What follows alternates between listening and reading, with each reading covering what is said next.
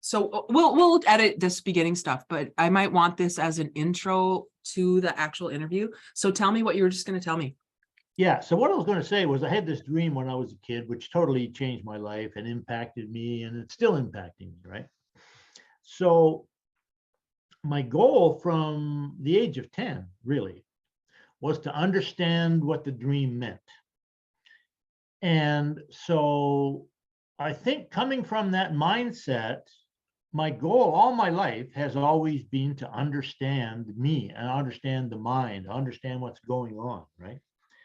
And so I've never really thought of myself as a marketer or a promoter. And I know a lot of people in the business I'm in, which is basically, personal empowerment workshops and things like that, who focus on marketing and promotion. And of course, they're all super successful financially, and I've made a living at it all my life, basically, but never really sort of went over the top, and like made a big impact.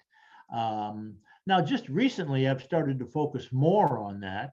And for example, yesterday I was interviewed by Joe Vitale. Oh, wow. On his TV show. Okay. He loved my book, right? Yeah. And so he said, similar to what you just said, that everybody should read this. It's impactful.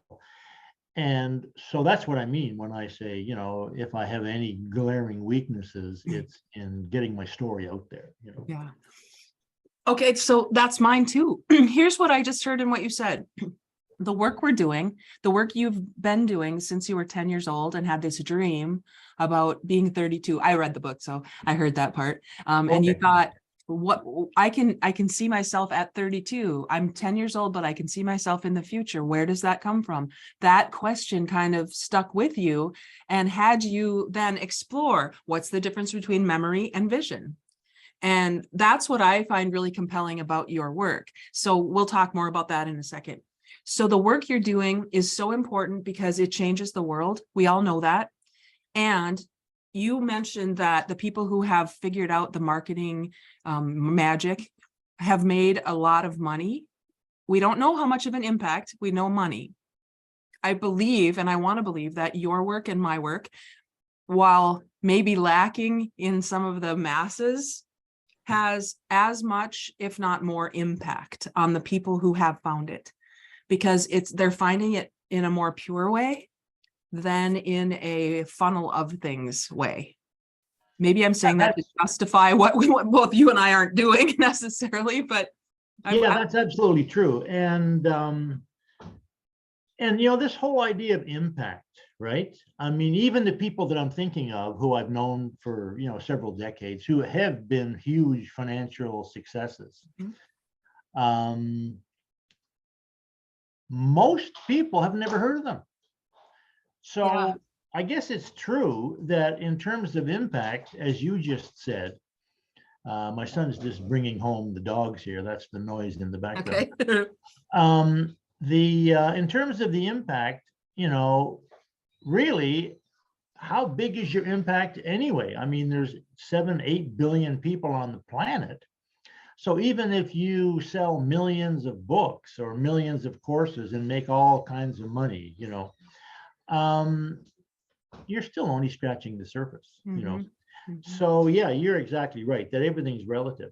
And I know when my attitude shifted, I decided, rather than focus on becoming famous and rich and all that sort of stuff, which, was my childish view of it, my goal is going to be to change one person.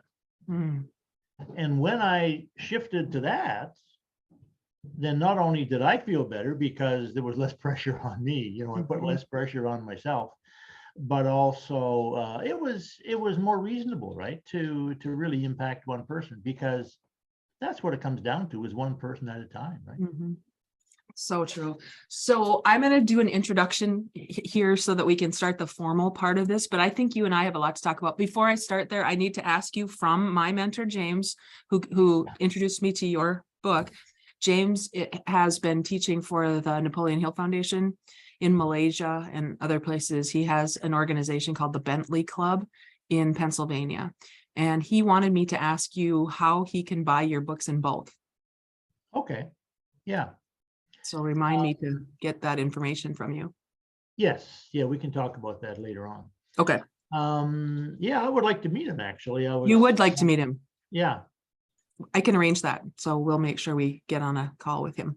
That'd be Okay, great. terrific. So well, I'm going to just do a countdown so that I can know to go back when I edit. I'll do the introduction and the start. Right. Okay. 3, 2, 1. Hi, everybody, and welcome to episode 160 of Circle Up and Get Real, where, as you know by now, we talk about things that matter with people who matter. And I need to tell you that my guest today is somebody I've just met now. I've been reading his book, and I feel like we're kindred spirits, Anthony. And he's Canadian. I'm close to Canada. I'm in North Dakota. So there's a lot of things we have in common. And Anthony Hamilton is the author of Mind, Time, and Power, a book which describes the results of 30 years of research into how our thoughts and feelings shape our lives. He's a former professor of communication at Capilano University in North Vancouver, Canada, among many other things. So, Anthony, I want to welcome you to this conversation and thank you for taking time out to be with me today. Thank you so much, Jody. It's a pleasure to be with you. Oops. Look at that. It's magical music shows up in the background when we connect. Yeah, maybe we should do this again. Hold on just one second. Hi, hello? Hello,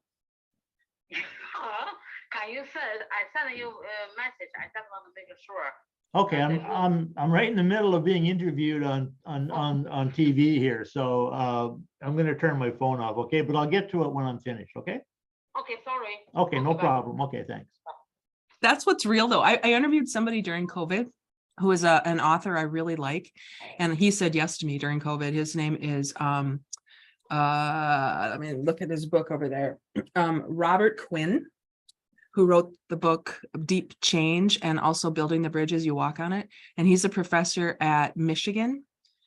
And he agreed to meet with me too. And the same thing happened to him right in the middle of the interview. And I think I might have left that in with his because it was really cool. And I said, see, this is real life. This is what happens when we're being real. Exactly. Well, luckily it was only the first minute, Yeah, no, it's all good.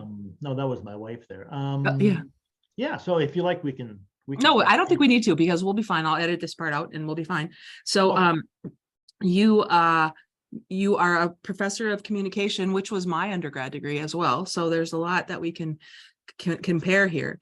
And I just said welcome and thank you for being with me. And then whatever you want to say to that. Yes. Well, thanks very much, Jody. It's a pleasure to be with you. I'm really looking forward to talking to you today. So does it seem weird to you that we connected out of the blue?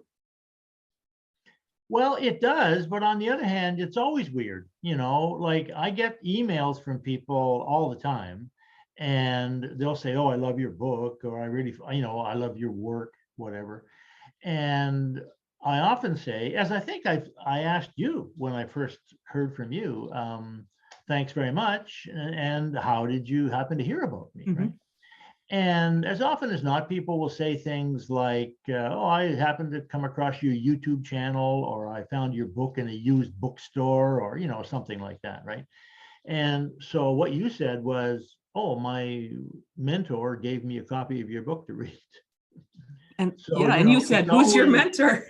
Exactly, so it's always a bit mysterious how it happens. Have you seen that quite a famous speech that Steve Jobs gave to the graduating class at Stanford University, I think? If it's the one I'm thinking of, I've seen one about being weird. Well, what he says in there, and it's really profound. He says, you have to trust in something. Call it faith, religion, spirituality, your gut. He said, and this is the line that stuck in my mind, you can only understand how the dots connect by looking backwards. You can't see it by looking forwards. And that's absolutely true, because you look forward, you don't know what's going to happen, right? I mean, you can't predict the next minute. But looking backwards, you can say, well, I met this person because, I was at a party and my friend introduced me, or, I missed the bus. My mother's daughter, I met her in a plant store. Right? She asked me for help carrying her plant that she had just bought outside. So that's how we met. Now, I have a 45-year-old daughter because of it. Well, now hang on a second. You got to say that again. Because you said your mother's daughter, which would be your sister.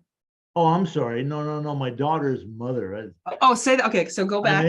I may have misspoke. Yeah. So my daughter's mother, I met her in a plant store. She had just bought this plant, and I was standing next to her at the checkout counter. And she said, "Do you think you could help me carry this to my car?" So I said yes. And here we are, 45 years later. My daughter now has 2 kids, my grandkids. So looking backwards, like Steve Jobs says, we can see how the dots, connect. But looking forward, I had no idea when I walked into that plant store that I was going to end up with a couple of grandkids. That's so good. It's so funny.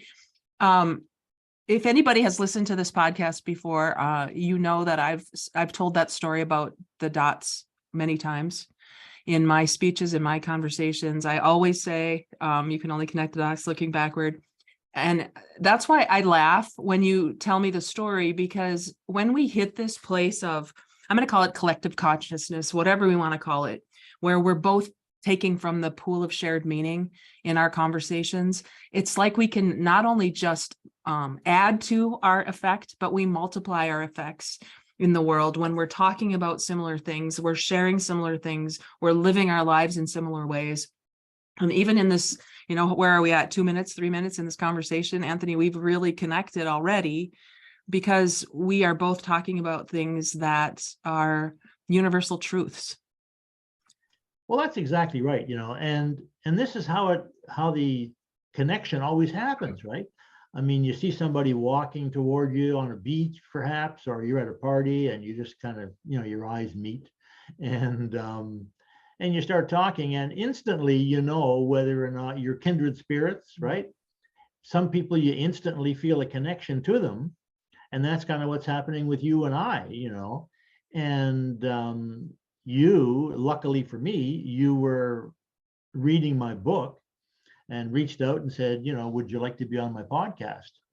So that's the way things happen, right? It's like you some weird connection that you make. It might be totally accidental, but there's an instant connection there. There's an instant meeting of the minds, right? There is, and the hearts and everything. It's not just minds. I mean, that's what's so mind-blowing to me. I didn't know you would reach back out to me. I just sent a random message and you responded right away. I didn't know where you lived. I didn't know if you were living. I didn't know if this was something that, was an old book but something compelled me to reach out to you. And the reason I'm so excited about your work, not only because it resonates with what I've been working on and studying too, but because you've been doing it for a long time. This is not like a flash in the pan. This is not something that's just woo-woo out there. This is back to, I don't know what I could call it. It's almost spiritual in nature. There's something great. Absolutely. Well, it's the story of my life, right? Yeah. And so now I can talk about this dream that I had when I was 10. Yeah. I just turned 75. So we're talking 65 years ago, right? And so there's a lot of dots looking backwards. I can see some of the places that I made the wrong turn and, really messed my life up for 10 years or more. And I can also look back and say, well, this is something I did right. And so all of us can do that, right? But in terms of what is it that makes that connection, what is it that makes the spark, right? I'll tell you a couple of anecdotes here that I mentioned on a podcast that I was on yesterday with Joe Vitale. And one of them is I went to see the Dalai Lama one time talking. You're good. You're fine. Oh.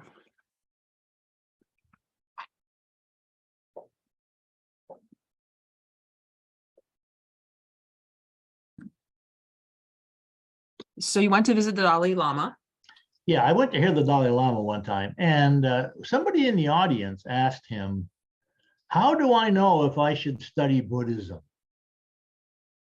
And he said, "Well, if when you hear the word Buddha or enlightenment or Buddhism, something inside you kind of wakes up, or there's a spark you feel or something you notice," he said, "then you can look into it. But if it doesn't mean anything to you and you don't feel anything when you hear the word Buddha or Buddhism, he said, it doesn't matter." So that's the first thing. The second story that it brings to mind is something I read just recently from Carl Jung. Now, there's a concept that I've just recently come across called your future self. Mm-hmm. And there's books being written about it. And of course, now that I understand the concept, the future self, I'm starting to see it everywhere, right? Well, this was a quote by Carl Jung, the Swiss psychologist. Yep. And he said that he believes that your future self already exists and is trying to communicate with you. So he said, when you feel something, when you notice something, or you have a thought and something inside you stirs and gets your blood going, he said, maybe it's your future self trying to manifest in your present reality. Wow. Both of those stories then have to do with being in touch with your feelings, which are bigger than just your thoughts. Absolutely. Yeah, absolutely. So I think what happened to me when I had this dream, and I can tell that story if you like. Please do. Yeah. I kind of alluded to it earlier, but I'd love to hear that story from you.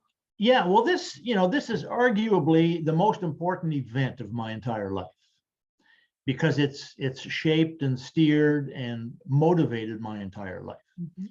And it was a dream I had when I was 10 years old. And I don't know whether it lasted 30 seconds or 10 seconds or a minute. I literally was outside in a field in a hot summer day. I laid down, I fell asleep.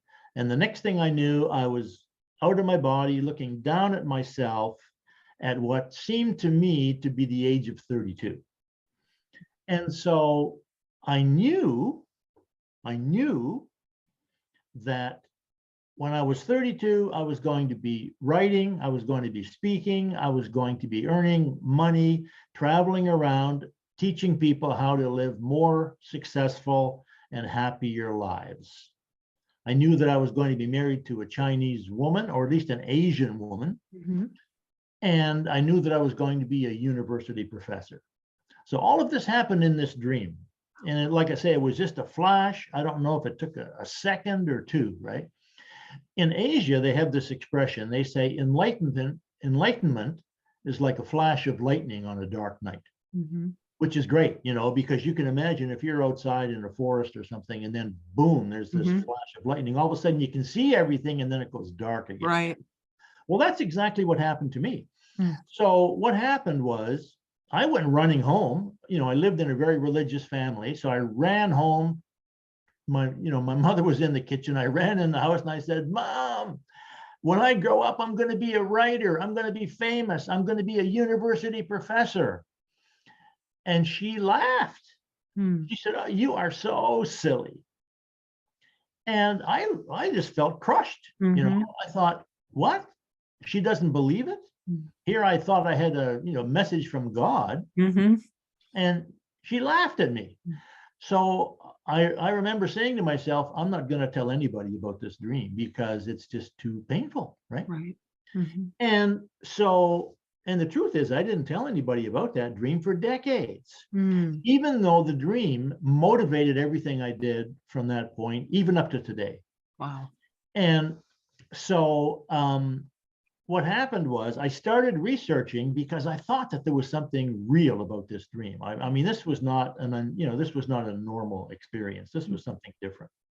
So I started reading about ESP and psychic phenomena and biblical prophecy and psychic people who can tell the future, Nostradamus, I started reading about science fiction, the time machine, right? One of my favorite movies, A Christmas Carol by Charles Dickens, that's about time travel, right? He gets visited by the ghost of his past and the ghost of his future.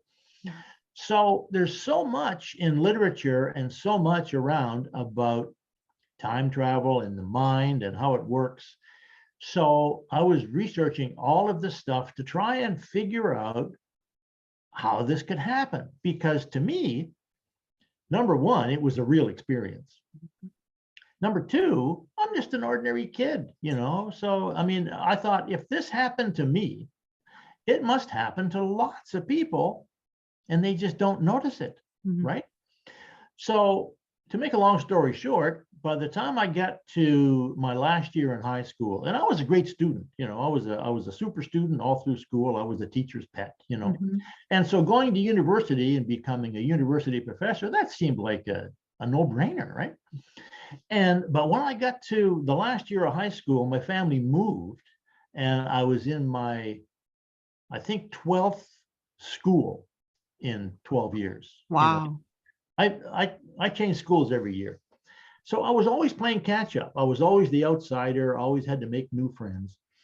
And so for some reason, I don't know why, but this last year I just said, forget it. That's enough, and I just gave up on school. And as a consequence, my graduation marks from my last year of high school were too low for me to go to university. And I just became so depressed and so angry and frustrated because I thought I've totally messed my life up, And so for the next about 10 years, I wandered around, no education, couldn't get a decent job, I was working as a laborer on construction sites. I worked in a couple of mines. I worked underground, 3,500 feet underground in a mine up near Hudson's Bay, near the Arctic Circle, and all kinds of, dangerous menial jobs, right? Had a real chip on my shoulder.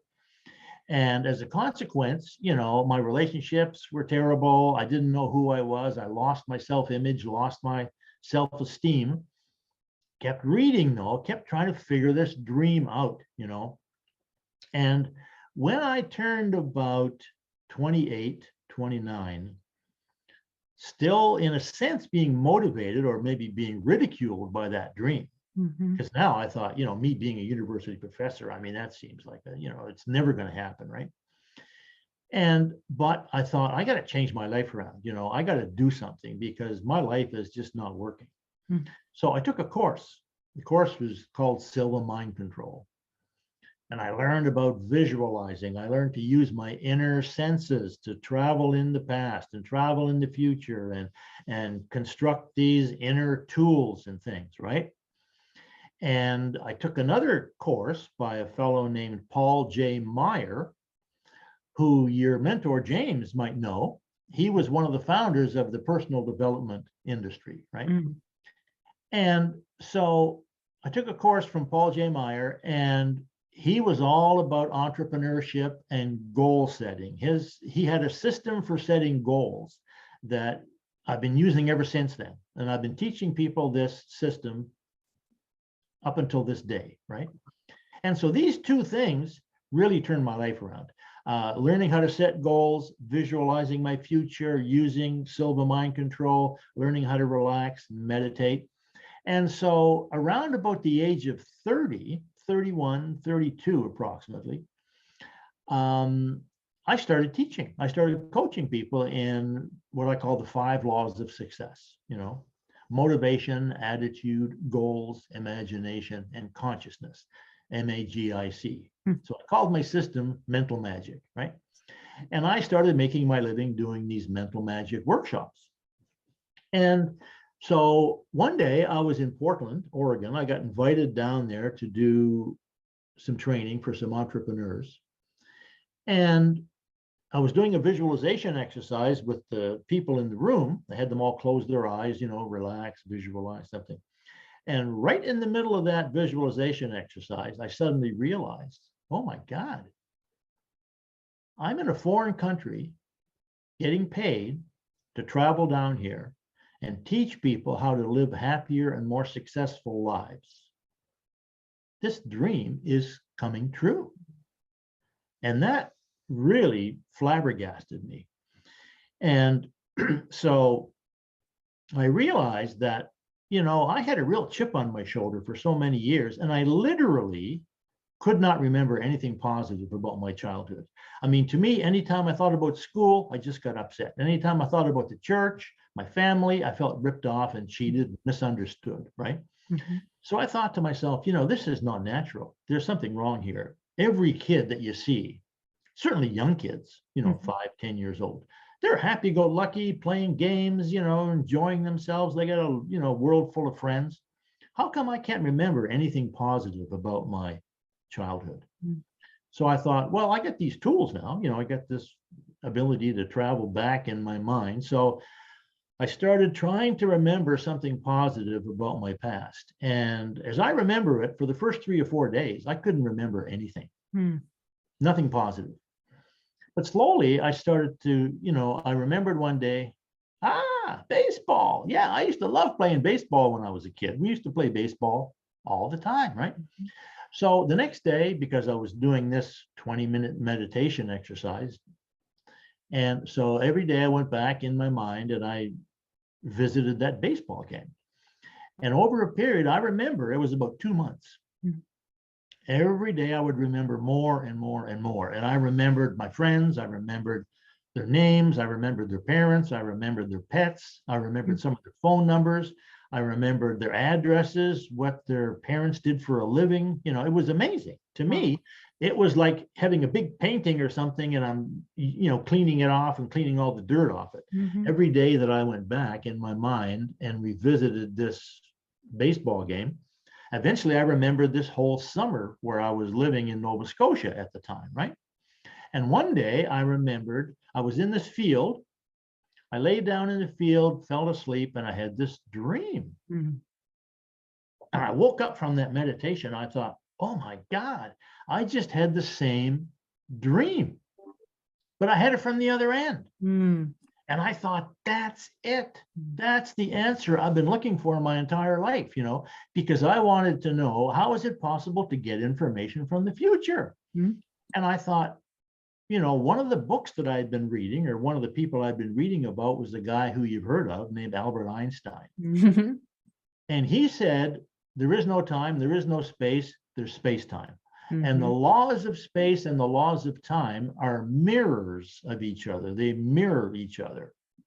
So I thought, well, what do I know about space? I thought, well, one thing I know is information travels through it.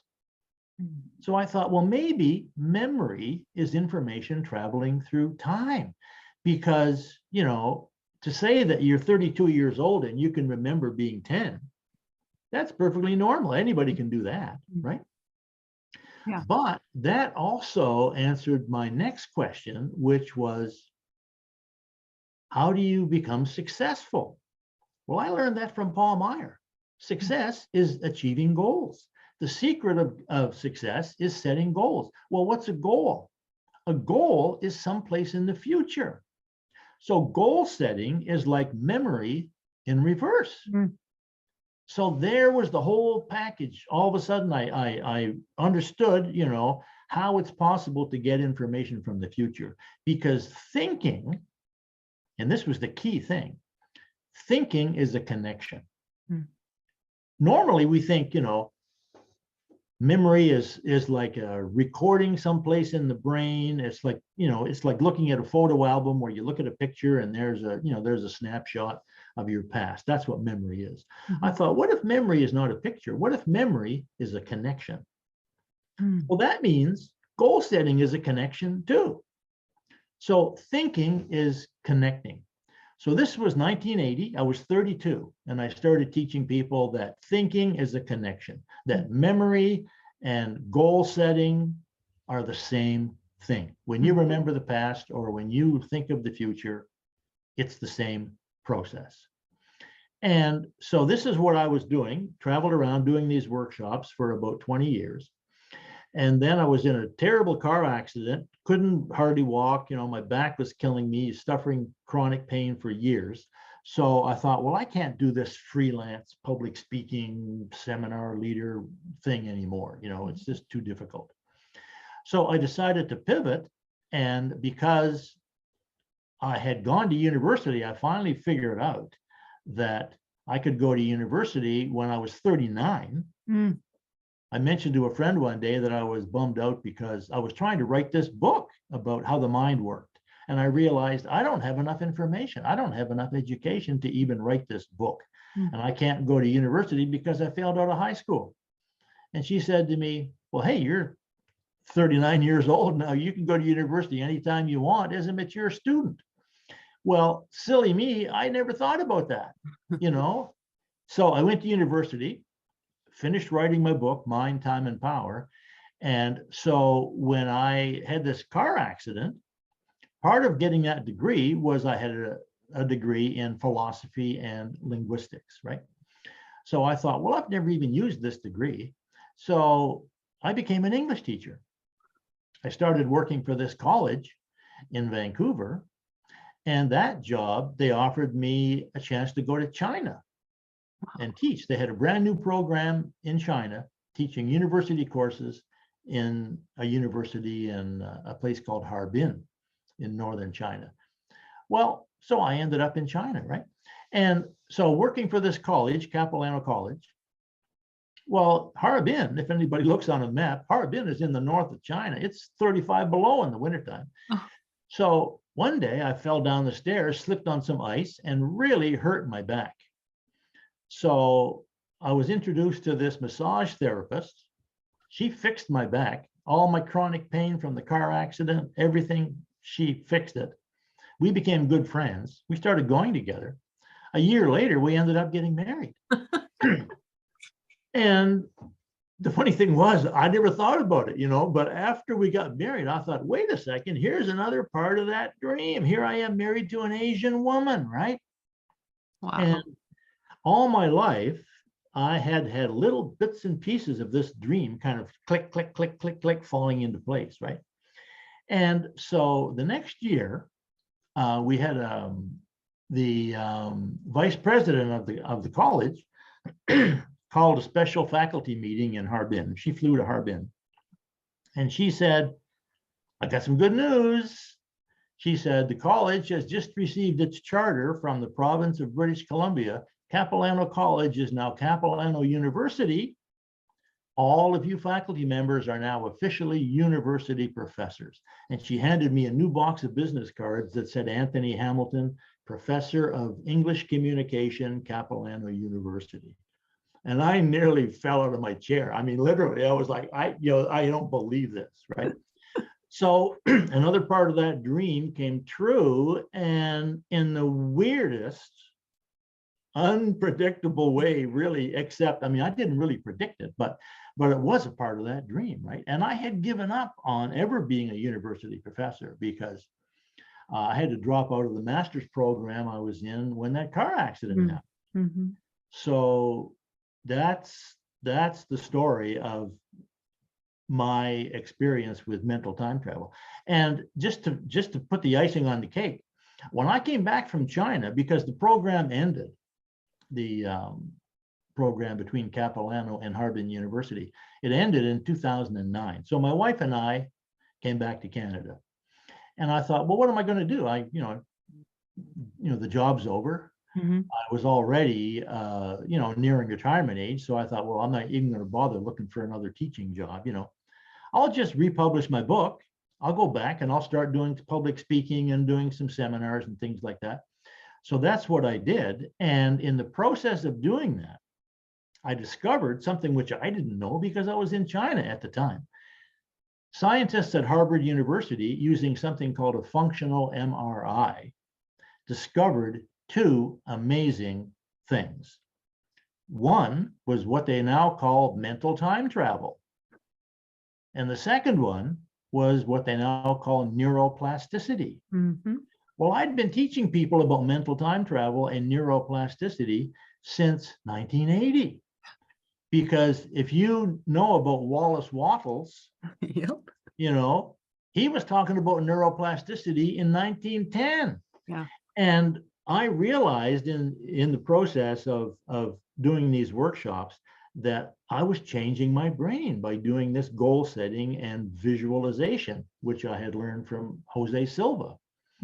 So I've been talking about neuroplasticity and mental time travel for almost 20 years before the Harvard scientists discovered it. So all of a sudden now it's scientific fact. Whereas when I was talking about it, neuroplasticity and mental time travel were like, ooh, don't do, that's some kind of weird spiritual psychic stuff. We don't want to hear about that. Yeah.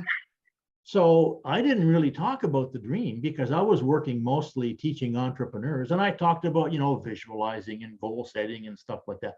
But I didn't really talk about, oh, I had this dream when I was a kid, because I thought, they're not going to want to hear about that. Yeah. But since 2010, I've been talking about the dream, and what I've discovered is now everybody wants to hear about it. Mhm. You were just so ahead of your time that nobody else could have context to wrap their heads around it. And now, I mean, this is exact, in my opinion, because I've been studying it for about 20 years now, but this is the time when our world is so messed up and things are so out of balance that we need something to pin our hopes and dreams on that is grounded in both science, spirituality, experience, wisdom, all of those things that we know. When you said Wallace Wattles wrote about this in 1910, before that, I mean, go back to the ancient, texts, people knew truth. Truth is Absolutely.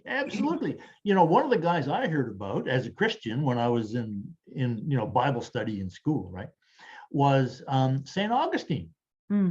Well, he died in the 5th century, 430, I think he died. If you read his confessions, he wrote about time travel. He said, both the past and the future exist in my mind. Well, that's it, right? Yeah. So you're exactly right. So what happened, I mean, in my opinion, in somewhere in the 17th century, around the time that Galileo started using his telescope and completely changed the way we look at the universe, right? Rather than the Earth being the center and the stars going around, Galileo was able to prove with a telescope that the Earth was spinning. And the reason it looked like the stars are going around is because the Earth is rotating. Mm-hmm. And it's clear when you look at it, now you realize the sun isn't coming up and going down. Yeah. It's because the Earth is spinning around, and the Earth is going around the sun. Well, around that time, a guy named Isaac Newton developed his mathematical theories of physics and gravity, right? And in my opinion, that's the time when science and religion split, because in Newton's description of how the physical world works, there's no place for time. There's no place for mind, I should say. It's physical things. The reason you are the way you are is because the past made you this way. Well, he was using billiard balls as his model, right? When you have a couple of billiard balls, that's true. One ball hits another ball and the ball goes off in another direction. So these are what they call physical events. But we're not billiard balls. We have a mind, we have a soul, we have a spirit. And the events that we are involved in are largely events of the mind. Yeah. They're not just physical. You look at two people that get fired from a job, they both have suffered the same event, right? Yeah. One person gets depressed and says, oh, my life is ruined now, I lost my job. The second person says, man, am I glad to be out of that place. Yeah, right. So what do you know the mind to be? Because the mind is not the brain. And I think a lot of times we mess that up and we think they're the same thing. How do you describe the mind to people? Well, as far as I know, the mind is a field. right? It's a field of consciousness, just like a magnetic field, like you can't see it. If I had a magnet here in front of me and I took a key, let's say, hanging from a thread, and I held it close, well, you'd see the key would start to move. Something's moving that key. What is it? Well, it's the magnet that's over here that you can't see, right? So in physics now, with quantum physics, they talk about virtual particles. So a virtual particle is a particle that's not physical. It's almost physical, right? So you have this field, and particles, as you might know, from quantum physics, they appear and they disappear. They just keep coming, they're kind of like bubbles, right? They call it quantum foam, So, but where do these particles come from? Well, they come from this quantum field. But there are lots of particles that don't quite make it. They don't quite make it physical. So they call them virtual particles. But they influence physical particles. So in other words, a physical particle can be moved around by virtual particles. It's what they call Brownian motion, right? So they had been studying Brownian motion for years, decades, and they couldn't explain. Why is it that these particles keep moving around? There's something moving them around. We don't know what it is. Well, Einstein explained it.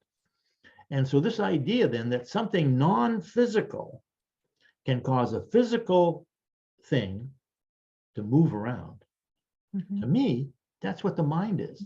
You and I are having this conversation today. This is a physical thing. But the reason we're having this is because you had a thought and I had a thought, and we thought, yeah, hey, let's do this, right? So here it is happening now. So to me, the mind is a field of consciousness, right? And it exists, the past exists, the future exists. And this is such an important idea, as you just pointed out, because one of the descriptions that we have of life coming from this Newtonian physical model of the universe is that the past has happened, it's over, it's done with, you can't do anything about it. It's made me what I am, and I can't do anything about it. Well, that's wrong. The past is not over. It's not finished. It's still there. I can remember it. I can go back and I can change it. I can change the past. Now, can I change a physical event? No, I can't change a physical event. If I failed high school, I failed high school. That's it. But I can change the meaning of it. So I can change the mental part of that event, because every event is partly physical and partly mental, right? So I can go back in my mind, I can take a negative experience, failing out of high school, having a divorce, losing a job, and I can take the sting out of it. I can change the meaning of it so that it doesn't affect me in a negative way anymore. And that's why this information is so powerful, because it says that the past is not finished yet. You can still play with it. You can still manipulate it and change it. And the future is there too. Just like, if you wanted to travel in North America, if you decided to get in your car and drive from North Dakota, you could literally drive to any city in the States or any city in Canada, right? So in other words, your future in terms of where you might drive to next week or next month, it's literally a wide open field of unlimited possibilities. You could drive to San Francisco, you could drive to New York, you could drive to Victoria and meet me, So that's the future. The future exists as a field of possibilities, right? We can connect with that field of unlimited possibilities with our mind. And by making a decision, and this is a key point, I decide I'm going to drive to San Francisco, I go to San Francisco. If I decide I'm going to go back to school and get another diploma, I'm going to take this course, I'm going to move to a new place, I'm going to start doing yoga, then we can make that possibility real in our life too. So what is, well, we could talk forever. I just need to tell you, this is the beginning of a lot of conversations, because the conversation is where things start, I think, because it's how we connect through our language and through our understanding of shared experiences, shared future experiences. What's the point? Like, why does this matter? Well, to me, the point is, being a linguist. Now, I study linguistics and I speak 4 or 5 languages, right? One of the bonuses of going to Catholic school for 12 years, I studied Latin, right? Well, I hated it, of course, when I was in school. But of course, as soon as I graduated, and for every year after that, I've realized what a gift that was, to learn Latin, because it's made learning languages and learning grammar, which I made a living at for years too, really simple, right? So the idea of labeling something, giving something a name, labeling this thing over here, that creates a thought in your mind. I mean, if I say dog to you, immediately you get an image of a dog in your mind, right? And you think you know what I'm talking about. I'm talking about a dog, and you say, yeah, I know what a dog is. I understand perfectly what you mean, a dog. No, you don't. You're not thinking of the dog I'm thinking of. I'm thinking of my dog. You're thinking of your dog, right?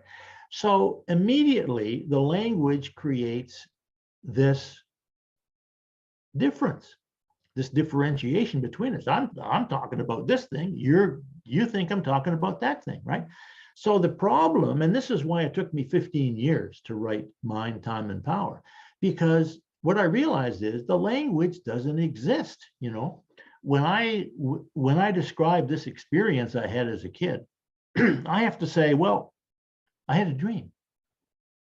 Well, everybody has a dream, but not every dream is this kind of a dream, right? So the word dream doesn't really cut it. And remembering, that doesn't really cut it either, because to remember something doesn't mean what I think of it as a memory. So what I believe thinking is now, thinking is a connection. So I say, okay, if I'm remembering being 10 years old, I'm forming a connection between now, where my body is in the present, and that 10-year-old kid living in Nova Scotia. That's a connection. And likewise, I'm planning a trip to England in a couple of weeks. So when I think about going to England, I'm connecting to England now. So thinking is a connection. So this is a complete reversal of what we normally think of as thinking. And this is why I'm so proud of my book, because what mental time travel is, in my opinion, is a better way to think of thinking. Because what's thinking? Nobody knows what thinking is, right? Well, what I'm saying is thinking is mental time travel. Every thought you have, and psychologists tell us we have 50,000 thoughts every day. So every thought you have is an instance of mental time travel. It's either you're thinking of the past, you're thinking of a past that happened, that's a memory. You're thinking of a past that didn't happen, oh, maybe that's a regret, right? Or you're thinking of another past that didn't happen, that could have happened, but it didn't, right? Or you're thinking of the future, I'm going to go to the store after work and buy a loaf of bread. That's a goal, right? Or you're thinking of another future that may never happen, like, I don't want that to happen to me, right? So 50,000 times a day, our mind, in my opinion, is flipping back and forth between the past, the future, the whole possible reality in the past and the possible realities that exist in the future. So that is a much better way, in my opinion, to understand what thinking is than just to say, you're just daydreaming. It isn't, that's daydreaming is a waste of time, which is what I learned when I was in grade 3 or 4, daydreaming is a waste of time. Well, what I realize now, daydreaming is what we do. Daydreaming is how Steve Jobs created the iPhone, right? Daydreaming is how you and I connected today. Yeah. So to me, a dream is just a thought of the future, right? And we can create our dreams. Yeah. Wow. Okay. There's a lot there, everybody who's listening. This can be a daunting conversation when people have never had it before, but as soon as they listen and really are present with the ideas you're presenting here, Anthony, and if you allow yourself to just let the thoughts come to you instead of chasing them, listeners, just ponder this. Ponder what we're talking about right now and check in with yourself. How does this feel? What do you feel compelled to take action on, perhaps? Maybe you want to reach out to Anthony. Maybe you want to buy his book, which I would highly recommend. Maybe you want to just dig in a little bit more to some of these concepts, because thinking, as you've said, Anthony, is the connection for all of us, and it is non-geographic for sure. And, you know, time, space, travel, all the things you were talking about here make a lot more sense when we actually ponder the thoughts instead of dismissing them because they don't fit with a modality we've created in our lives. So I love that you've caused us to take some new action toward new thoughts, Anthony. And this is just, like I said, I hope this is the beginning of more conversations that you and I can have. Well, I certainly hope so too, Jody. I think, you know, this has been a great conversation. I mean, you really stimulated some ideas in me today. I'll tell you. The thing that I love about all the work I've done is that it gives people a way to think about thinking. Mm-hmm. When you read my book, you know, I have a map in there, a map of inner space-time, right? And so inner space-time, it gives a way for people to think about what a memory is, or what thinking of something in the past that didn't happen, like a regret, you know, what that is. It gives people a way to think about the future. Is it a goal? Is it just a fantasy? Is it a dream, right?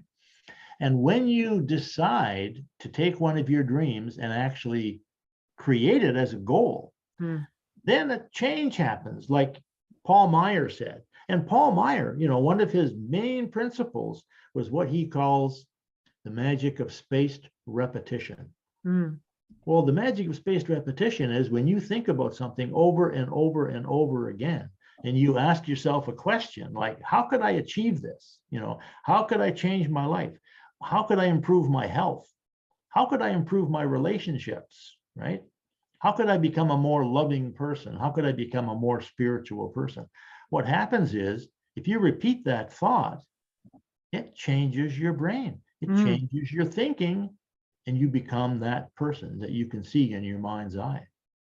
And I think what's funny about that is when skeptics, people who have learned to be skeptical, and maybe not even skeptical, but the cynics of the world will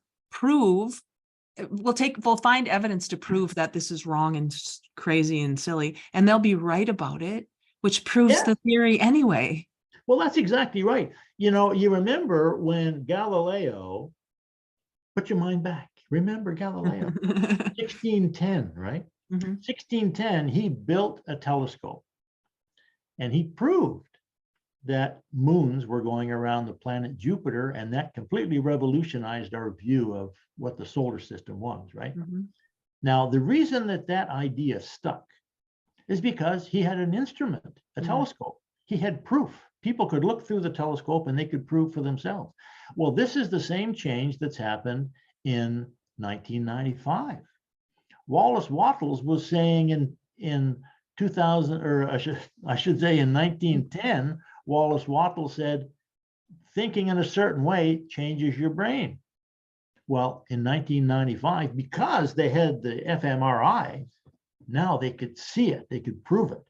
You know, 10 years before Galileo built his telescope, a philosopher who said the same thing, that the Earth is going around the sun, named Giordano Bruno, he was burned at the stake, killed for saying that, because he was going against the prevailing thought, right? The prevailing wisdom of the time. So, but if you think about it, what changed? When you look up at the sky at night, you know, you see the stars going around, you see the sun going down, you see the sun coming up. So all of the evidence of our physical change, of our physical senses, didn't change. Right. It was all exactly the same input. The only thing that changed was what it meant. I see the sun's moving. Oh, that means the Earth is spinning now. So what changed was not the physical evidence. Right. What changed was the thought of what it meant. Yeah. And so some people read my book and they say, you changed my life. Your book is fantastic. Other people read my book and they send me an email, what kind of garbage are you talking about? Yep.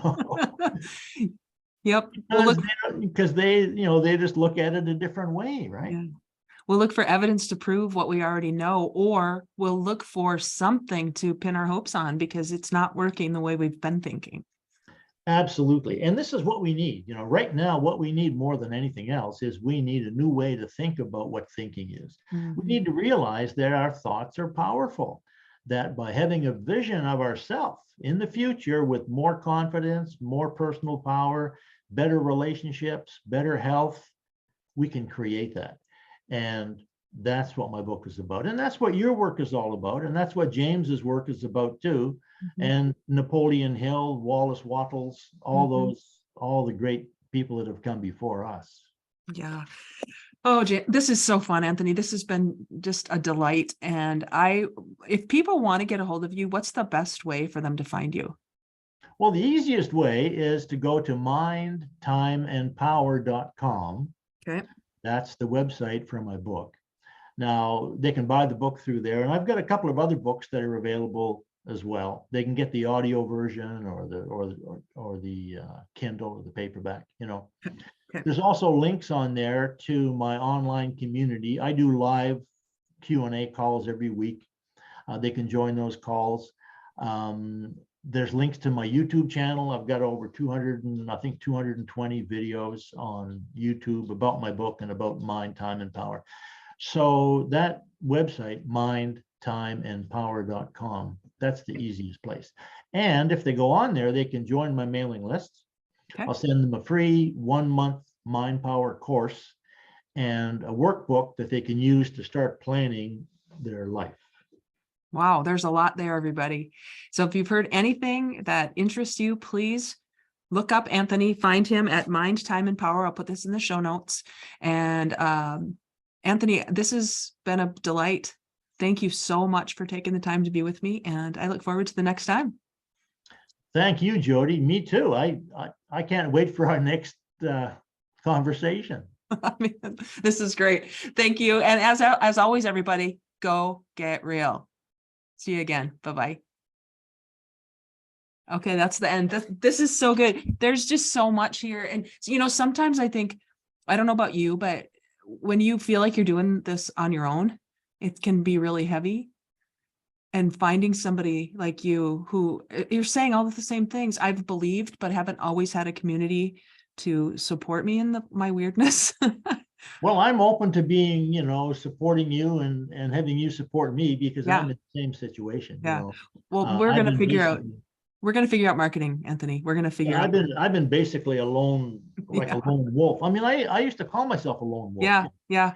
I mean, the strange thing is, and it's almost embarrassing to say this now, but I'm not going to be embarrassed about it. But when my mother laughed at my dream, Mm-hmm. that was almost as powerful as the dream itself. That thought that, ooh, she thinks I'm silly, I must be wrong, there's something wrong with me. That was almost as powerful as, hey, I can be successful, Yeah. And so for years, I have been working through that I'm not good enough idea. And I'm sure all of your listeners can relate to that, hey, there's something wrong with me. I'm not the person I think I should be. So hopefully I'm getting over that now. Well, and I think that's probably what has kept us humble. That's probably what has kept us from going the other way into the ego of things. And I tell you, if I had it to do over again and I had to figure out the transaction of things and the relationship of things, I'm glad I went the route I did, which was all about relationship. I gave so much away. And now I have to understand that to grow a business in this way, there has to be a transaction in it too. But I'm really glad I didn't start transactionally and then try to add the relationship, because that's a hard hill to climb when you have to. And really it all comes down to relationships, like you said. I think mean, this relationship that we have now is great. I mean, I can relate to you, you can relate to me. Yep.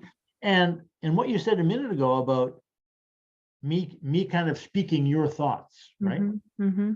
Well, you're speaking my thoughts too. And the interesting thing is that there hasn't been a way to describe what it is that we're talking about, right? I mean, we use words like spirituality, God, soul, right? Well, what are those words? I mean, I talk about the word dog, you say the word dog and everybody gets a different experience of it, right?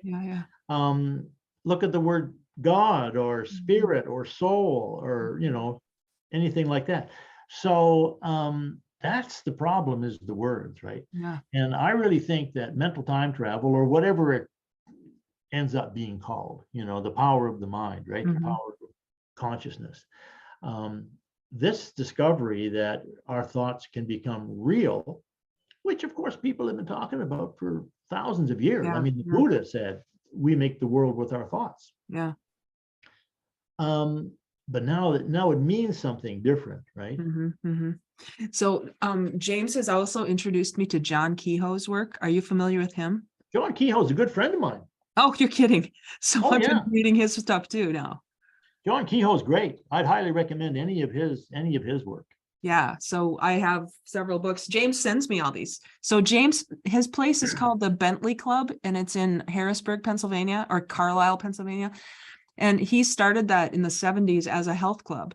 So it was the first racquetball courts in the upper, whatever, New England area. He had the first racquetball courts in Pennsylvania, and he had an Olympic-sized swimming pool. So everybody would come there as a health club, but then he'd give them all of these Napoleon Hill books, and he had a lot of commitment to this work.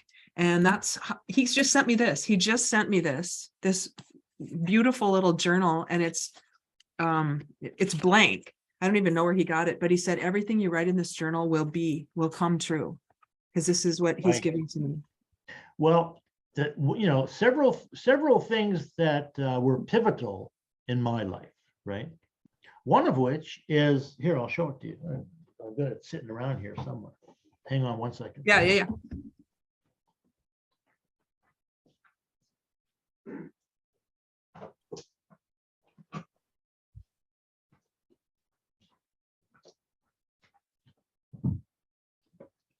So this is my Mental Magic life planning workbook. Nice. Okay. Right? So this is my binder. You see? Yep. Now, what this is a binder. It's a workbook. It's a journal. This is exactly the thing that James just gave you. Right? Yeah. Writing in that workbook, that has been one of the most powerful and the most transformational things that I have ever done. And of course, now it's a habit. I do it every day, right? Yeah, right. But it's not just a diary. Yeah. It's not just a diary. What it is a record of my thoughts. Yep. And so this is what I learned from Paul J. Meyer. And this is my version of it. It's basically Paul J. Meyer's workbook, but I've sort of modified it a little bit. And all this business about mental time travel and that sort of thing, thinking is a connection to your past, that's Anthony Hamilton. That's not Paul J. Meyer. Though I know that Paul J. Meyer knew that. I mean, on some level, he was writing, back in the 50s. Yeah. So back in the 50s, people didn't know about neuroplasticity. Right.